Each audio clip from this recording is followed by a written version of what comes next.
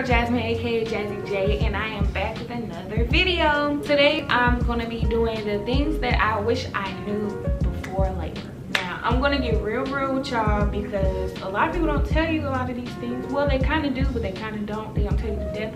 But I'm gonna go into detail on these things that I wish I knew before labor that may have helped me be a little bit more prepared. Before we get into this video, don't forget to smash the like button, comment down below, let me know what you thought, let me know other things that you want to see, and subscribe, turn on post notifications so you don't miss a video. So let's get right into it. So first of all, a little bit of background on me. I just had my first child, my first daughter, about a month ago. Actually a month and a day ago. I had my first baby. Being a first time mom and being a new mom, a young mom, because I'm only 21, so being like a young mom and a new mom is kind of hard. So I'm just gonna tell you like some of the stuff that I wish that somebody would have told me, I guess. If y'all hear some little cries or screaming or snickering in this video, it's her. She's actually right here in the bouncer. You guys, this is my baby, Malaya. Say hi. Say hi. She's 1 month and 1 day old today. All right, y'all, so let's get into it. So the first thing that I wish I knew before labor, which is actually kind of before labor, I wish I knew that inducing your own labor is hard. When I tell y'all I got to my 3rd trimester and was so over it, I had heartburn every single day. As you can see how much hair she has. I had heartburn every single day, every single meal. I could eat a couple Skittles and I would have heartburn from it. And it's like, I was over it. I was just tired. I was big, and I was still working on top of that, so I was just ready to be done. I tried literally everything to induce my own labor. Like at work, I walked all the time. Like I was doing that, and then like, I don't know, I was eating the spicy foods. I was doing everything that people were telling me that I could do to try to induce my own labor, and it was not happening. It did not work. I ended up actually getting induced at the hospital after my water broke. It's hard. Okay, so the second thing that I wish I knew before labor was that contractions do not always start right away. So I was at work and my water broke, but I wasn't in any pain, but I was so scared that the pain was coming like right after that. Well, you see on TV and stuff, you know, the water breaks and then, you know, they start having contractions and they start screaming and breathing real heavy and stuff. So I was panicking. I was calling Michael, I was crying, I was calling my mama. My mama wasn't answering, so everybody just didn't know what to do, you know. I was just really scared. I was panicking. I was at work. I was like, am I gonna like not be able to walk because the contractions are so bad and stuff? So I wish I knew that the contractions don't always start right away. I actually didn't end up having contractions until like 4 hours after my water broke. So yeah. So the next thing that I wish I knew before labor is that your water breaking does not feel like peeing. Well, this is from my personal experience. People say, you know, your water breaks and it feels like you peed on yourself or like trickles down or something. Mine was more like gushes of like fluid coming out. So it wasn't like watery like water at first. Girls, you know, when you sneeze on your period, it was more like that. That's really gross, I'm sorry, but it was more gushes, and I was just kind of confused because I'm like, wait a minute, am I bleeding? Because I didn't know at first, and I went to the bathroom and checked, and it was actually clear. The next thing that I wish I knew is that there were no signs of labor, like sometimes. Like I said again, this is my personal experience, but it was just a normal day for me. I was just going about my endeavors. I had her 2 weeks early at 38 weeks. There was no signs. I didn't have, like, it wasn't heavier. It wasn't like she was pushing down. It wasn't any of that. It was just kind of just a normal old day, and I was just, you know, and then my water just broke. So it's kind of just really like, I don't know, like nothing was different. I wasn't more tired. I wasn't cramping or any of that. It was just really just one day it just happened. The next thing I wish I knew before labor is that the hospital has almost everything that you need. So as far as like pads, I see a lot of people who get like the pins and stuff after they give birth. They have huge pads at the hospital. They have the ice sickle, like the ice kind of pads. They have the dermoplast, I'm pretty sure I said that wrong.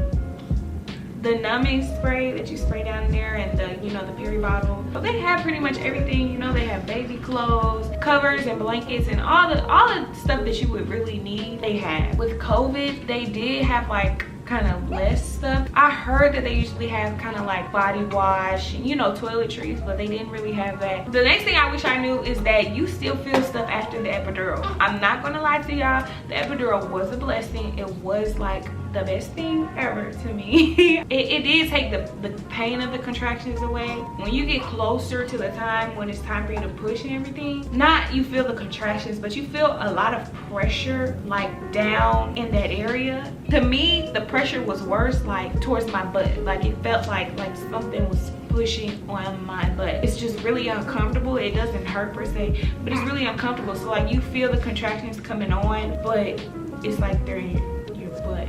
If it makes sense, I don't know how to explain it, but you really do still feel the pressure. When it is time for you to push, the doctor kind of does this down, you know, down there where the baby's head is coming out, you know, to kind of get it, you know, I don't know really what it's for. So they kind of do this and you feel that you definitely feel, because I felt that. And my doctor was very rough. I'm not gonna lie to you. She's just, I don't know, you know how somebody's heavy-handed? She's rough. Like she's just, everything she did was kind of rough. So I felt that kind of on another level. If you have a gentle doctor or a regular doctor, it'll probably be a little better, but my doctor was rough. Also, I had to get stitches because I tore, so that hurts. I'm not gonna lie to you. Not hurts, but it's really tender, that area. I mean, you just had baby. It was pretty tender, and it's like you feel the needle kind of going through, and then the pulling, that pull-in motion is kind of what got me, and it was like, ooh,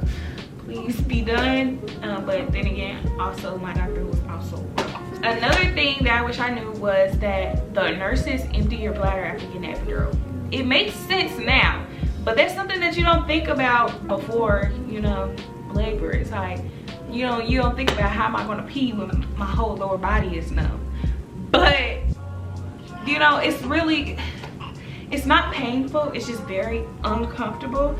You can get to the point where it's painful if the nurse doesn't know what they're doing, because I had a nurse who didn't know what she was doing at one point, and it was kind of painful. But it's just, it's weird. It's like, I think it's a catheter, maybe. I don't think it's a catheter. I don't know what it is, but they stick something up into your bladder and they, you know, empty your bladder into like this little container, and I peed a lot.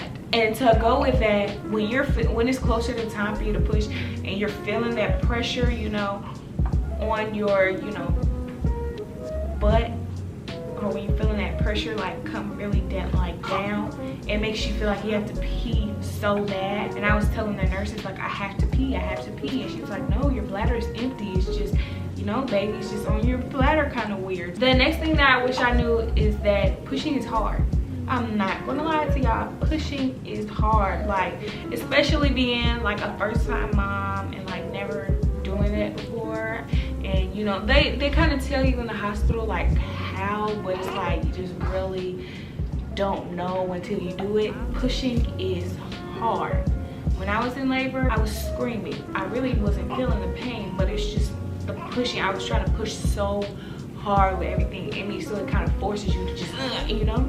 I only push for 3 to 5 minutes, but some people push for 2 hours, and I knew I didn't want to do that, so I was just going to push with everything in me. I was just going to do it because I was just like, I'm not pushing for 2 hours. I pushed for 3 contractions, popped that joker out. I didn't know I was pushing like hard until she was actually out, because they just kept telling me, oh, we see the head, oh, she has so much hair, and I'm just like, I don't care, I just want her to be out, you know. So I was just pushing as hard as I could, and I was numb down there, so it makes it even harder when you're numb. When you have the epidural, it makes it so much harder to push, because it's just like you don't feel it.